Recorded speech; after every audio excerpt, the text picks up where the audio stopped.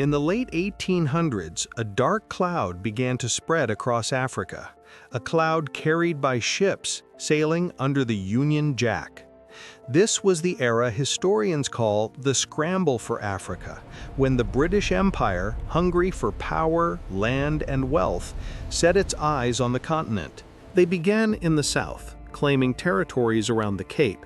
Then they moved east and west, carving up large regions like Nigeria, Ghana, Kenya, Zambia, Zimbabwe, and Sierra Leone. But Africa was not an empty land waiting to be tamed.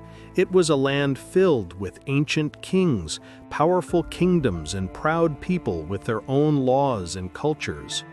Still, the British expanded. They used treaties Africans couldn't read, guns Africans didn't have, and laws Africans didn't understand. By 1900, Britain had already claimed the largest portion of Africa. But colonization wasn't just about land, it was about wealth. Gold, diamonds, cocoa, palm oil, cotton, resources flowed out of Africa, while taxes and forced labor were imposed on the people. In Nigeria, traditional rulers were pushed aside, and a new system called indirect rule placed Britain at the top of power. In Kenya, Africans were pushed off their land to create British farms. In Ghana, thousands worked in dangerous mines to enrich the empire. Resistance grew. There were rebellions, protests, and uprisings, from the Ashanti Wars in Ghana to the Mau Mau Revolt in Kenya, to nationalist movements across West Africa.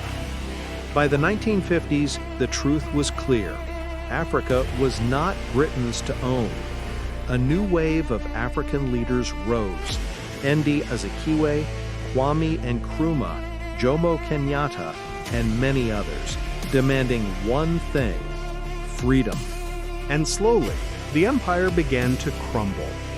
By the 1960s, one African country after another tore down the Union Jack and raised their own flag.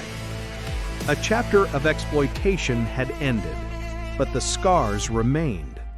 Borders drawn by force, cultures disrupted, resources drained, and systems that still affect Africa today. Yet despite everything, Africa survived. And today, its people continue to rise, rebuild, and reclaim their own story. A story no empire can ever erase.